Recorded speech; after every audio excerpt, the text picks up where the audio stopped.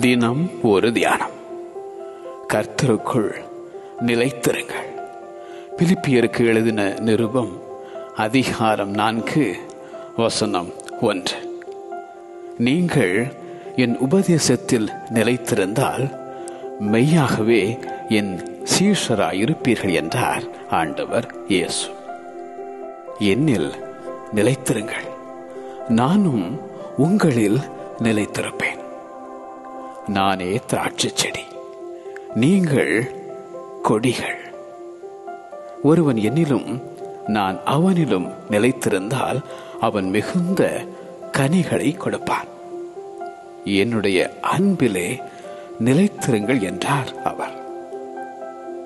விசுவாசத்திலே நிலைத்திருங்கள். அவனவன் தான் அழைக்கப்பட்ட நிலைமையிலே நிலைத்திருக்க கடவன் என எழுதும் அப்போஸ்தலனாகிய பவுல். நீ கற்று நிச்சயித்து கொண்டவைகளில் நிலைத்திரு. அவருக்குள் நிலைத்திருக்கிறேன் என்று சொல்லுகிறவன் அவர் நடந்தபடியே தானும் நடக்க வேண்டும் என எழுதும் அப்போஸ்தலனாகிய யோவான். கர்த்தருக்குள் நிலைத்திருங்கள், கர்த்தருக்குள் நிலைத்திருங்கள்.